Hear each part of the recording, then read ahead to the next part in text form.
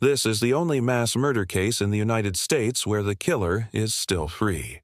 It was September 27, 1982, when 7 people across the Chicago area became deathly ill after taking extra-strength Tylenol capsules. All 7 had recently purchased the exact same bottle of Tylenol from the same pharmacy. At first, doctors were puzzled. It seemed like an overdose of acetaminophen, but the amount of Tylenol in each of their systems was well within the normal range. The patients' conditions worsened until they died, and as more tests were run, it became clear that these seemingly healthy people were poisoned, and all because someone slipped a few small but deadly pills into some bottles of Tylenol. This was the beginning of what became known as the Tylenol murders.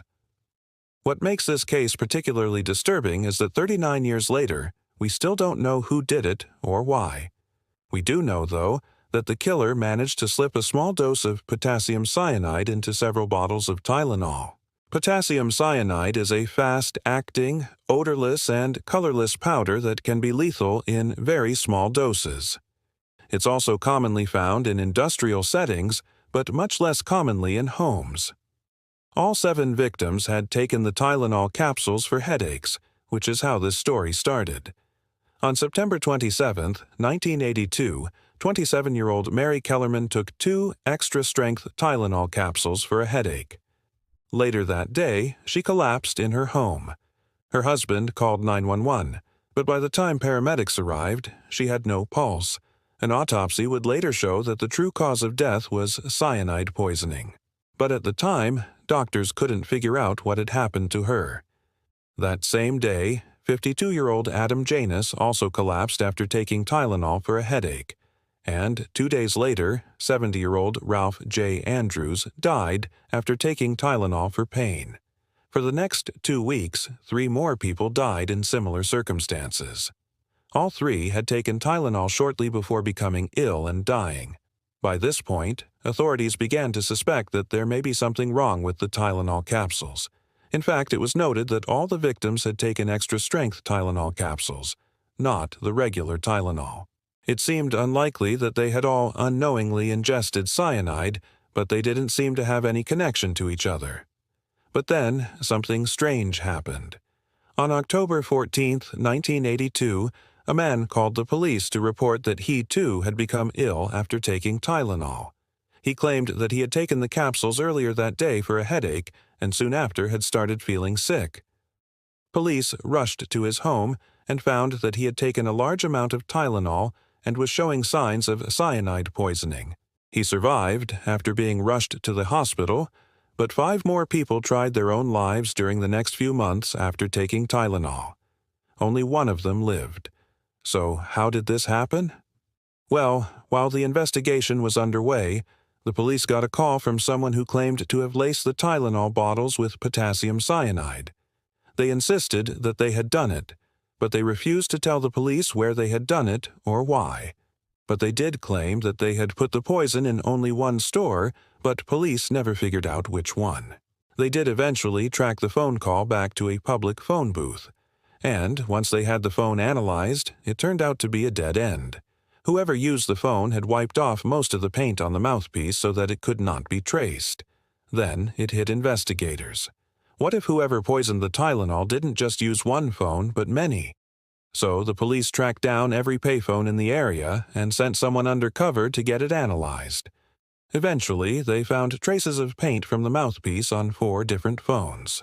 This meant that it was extremely likely that the phone booth at one of these locations was the one that was used. And when they searched those particular booths, they found a fingerprint.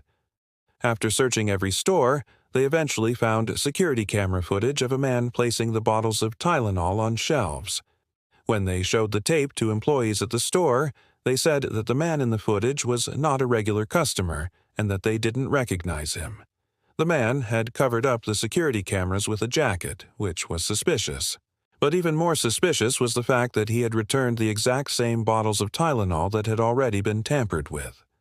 Police were able to match the man's fingerprints to ones that were already in the system from previous arrests, and they tracked him down at his family's farmhouse. But when the police went to question him, he had already taken his own life. His name was James W. Knippenberg, and his body was buried 2 weeks before the murders began. But here's the thing. Even though Knippenberg was the prime suspect, police never actually proved that he was responsible for the deaths. In fact, they never proved that he was responsible for lacing any of the Tylenol bottles with cyanide.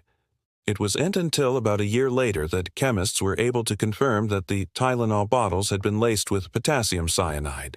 And by that time, Knippenberg was dead. And while Knippenberg certainly was a person of interest, he was far from the only one. Someone else who was questioned extensively was a former employee of the McDougal Gold Drug Company. She had worked in the packaging department and suddenly quit her job right before the murders began. But when police dug deeper into her life, they uncovered a bizarre secret. She had been romantically involved with a serial killer named John Wayne Gacy. Gacy himself was also questioned, but obviously he denied doing anything wrong. After all, he had been in prison for his crimes since 1978. Even stranger, another person of interest was a disgruntled former employee of the Johnson & Johnson Company.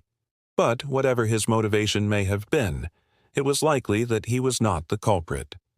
That's because the actual cyanide was manufactured by another company entirely, Miles Laboratories. And somehow the cyanide ended up in bottles of Tylenol made by Johnson & Johnson. How that happened is unknown, but it seems that whoever laced the bottles knew exactly what they were doing. At one point, investigators were even sure that they had caught the culprit. A man named Paul Michael Barrows was arrested after he tried to buy cyanide over the phone. When questioned, he told police that he wanted to use the cyanide to kill a woman that he had had a bad breakup with.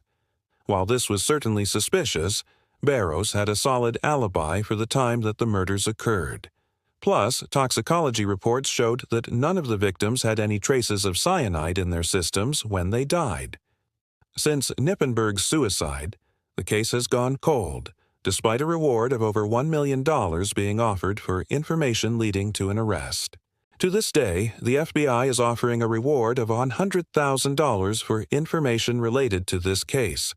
But since the murders occurred almost 40 years ago, it seems unlikely that anyone will ever be brought to justice. The question is, why? Why would someone do such a thing?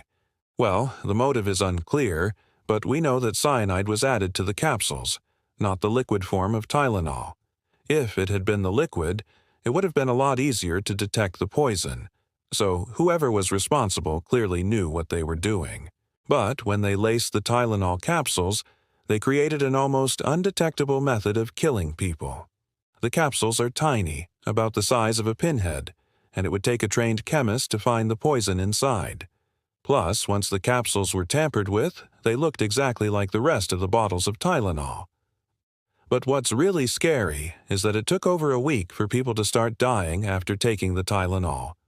This meant that the killer had plenty of time to watch their handiwork unfold as unsuspecting people bought the Tylenol, took the capsules, and slowly became ill. What makes this case truly unique is that it was the first poisoning of its kind. Before this, medicines were widely assumed to be safe, and that's why so many people were shocked when it was discovered that cyanide was being slipped into Tylenol bottles. It's also why the case caused a panic around the country, as people worried that their medicine might be next. In fact, the media dubbed this case the Tylenol murders. And after the news broke, many people stopped taking Tylenol altogether. It also prompted major changes to pharmaceutical packaging and safety protocols. Tamper-evident packaging is now required for all prescription drugs in the United States, and this is directly linked to the Tylenol murders. So, while it's impossible to say for sure whether or not this would have happened today, it seems highly unlikely. That's because the way Knippenberg allegedly laced the bottles of Tylenol simply wouldn't work anymore. If you want to know more about this case, stay tuned for more information.